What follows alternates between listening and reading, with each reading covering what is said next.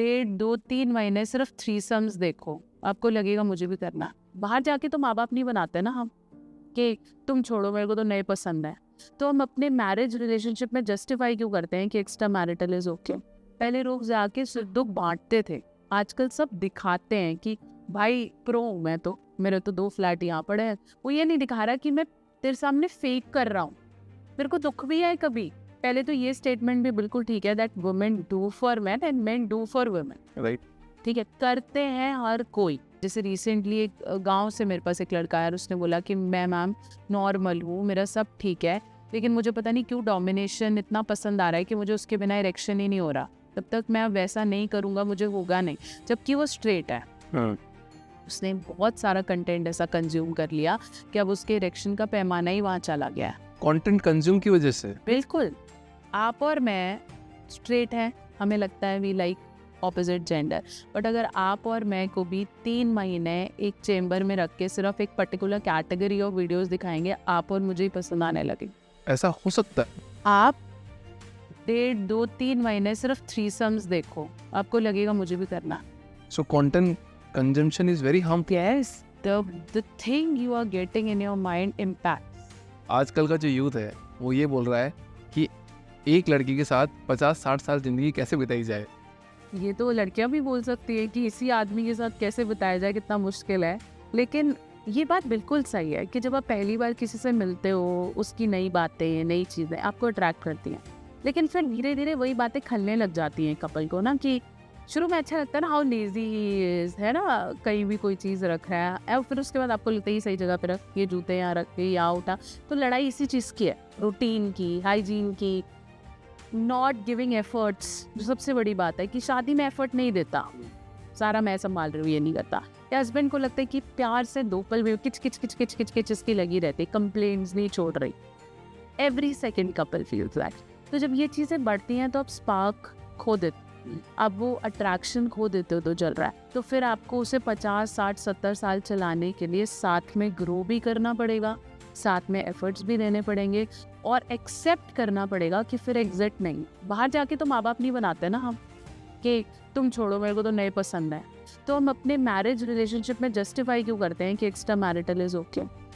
रहना चाहिए ना, एफर्ट करने चाहिए, आप किक नहीं कर सकते। और अगर आपको लगता है कि बहुत ही टॉक्सिक है, नॉट सही, बहुत ही टॉक्सिक है और मैंने गलत डिसीजन ले लिया, या फिर कोई एडिक्शन हैबिट्स हैं, जैसे बहुत ज़्यादा ड्रिंक कर रहा है, या एक्स्ट्रा मैरिटल की बहुत लिमिट हो गई है, फाइनेंशियली लॉस कर रहा है ना, करते हैं कई पार्टनर्स कि कहीं भी लगा दिया, कुछ नहीं सोच रहा, या बिल्कुल ही नाइव है, किसी की भी बातों में आ जाता है, पेरेंट्स से लेकर ओपिनियन डिफरेंस होता, फिर डेफिनेटली मैरिज काउंसलर्स को अप्रोच करो, बात करो।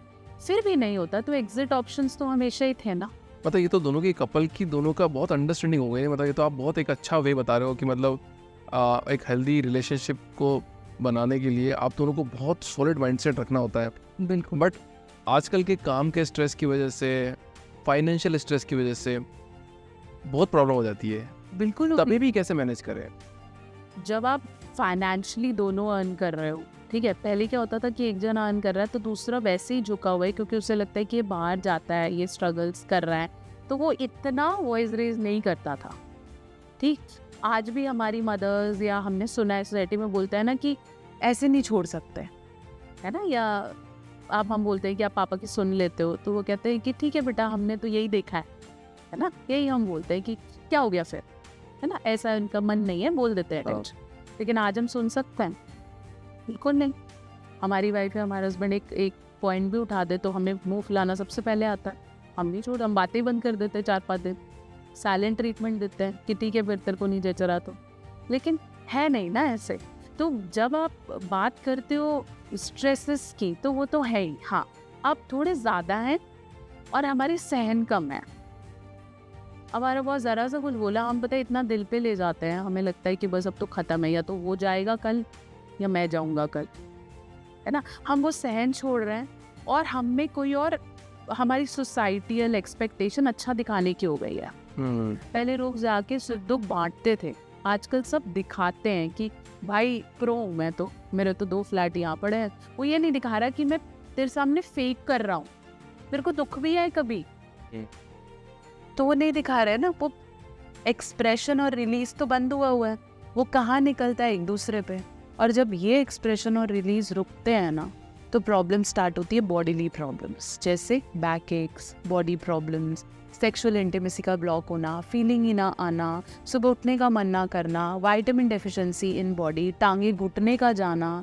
इसलिए ये सब प्रॉब्लम स्कैटर होती है। अगर आप टाइमली रिलीज करो और वो रहो जो आप हो। ऐसी अब कहीं जैसे मदर इन लॉ या बहू की फाइट है, बहुत कॉमन है जिसमें आदमी फंसता है, तो उसके लिए तो दोनों बराबर है ना। दे कैन नॉट से टू मम्मा नॉट फाइट। तो वो और आधे कलेश उसको यही है कि ये दोनों सही रहे तो मैं शांति से जीऊँ, है ना, कि ये नहीं बॉन्ड कर रहे। तो ऐसे टाइम पे भी बहुत ज़्यादा ज़रूरी है कि हम ये समझें कि ये उनका रिलीज़ है। अगर वाइफ आपको आके बोल रही है, क्योंकि वुमेन आर मोर एक्सप्रेसिव, ठीक है, तो वो रिलीज़ कर रही है, वो ये नहीं बोल रही कि तू डंडा उठा के माँ को मार दे। She doesn't want. बट लड़के ऐसा समझ लेते हैं यस कि मुझे लड़ना है। फिर वो क्या कहते हैं, ठीक है फिर तेरे से नहीं हो रहा तो चल अलग रहता है। वो ऐसा है नहीं, she is just releasing it. ऐसे में आप उसे एडवाइस दोगे या बहुत ज़्यादा उसे ब्लॉक करोगे, या उस ब्लॉक करना मतलब तू ही ज़्यादा समझ रही है, ऐसा है नहीं, तो आपने ब्लॉक कर दिया ना कि तेरी फीलिंग तो इनवैलिड है, ठीक है, या मम्मी का ऐसा मतलब नहीं है, वो तो उनका नेचर है, तू समझ जा। तो आपने उसे क्या प्रूफ किया कि जो तू सोच रही है या जो तेरी फीलिंग है वो नेगेटिव है। तो उससे कहीं ना कहीं ये फील आता है कि मैं इस इंसान के लिए कर रही हूँ। अल्टीमेटली वुमेन, पहले तो ये स्टेटमेंट भी बिल्कुल ठीक है that women do for man and man do for women, right, ठीक है, करते हैं हर कोई, ठीक है।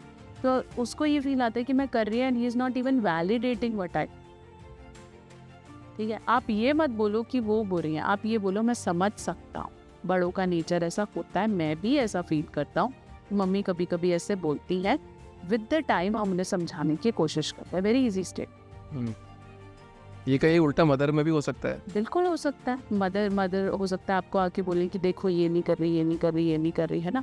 तो आपको उन्हें बताना है कि ऐसा तो है नहीं कि वो जानबूझ के नहीं कर रही है, अगर वो इस घर में रह रही है तो करना तो चाहेगी, नहीं कर रही तो हम डेफिनेटली कोई सब्स्टिट्यूट्स देख सकते हैं, ठीक है। आप नहीं कर पा रहे तो हम आपके लिए कोई सब्स्टिट्यूट देख सकते हैं, ठीक है। अब जब हम दोनों ही कमा रहे हैं तो मेड्स रखना या हेल्प रखने में प्रॉब्लम क्या है, राइट, ठीक है ना। और अगर उस वजह से लड़ाई हो रही है तो डेफिनेटली गलत है, ठीक है। रिस्पेक्ट, केयर, कमाओ, ये सब चीज़ें चलती रही, ठीक है ना।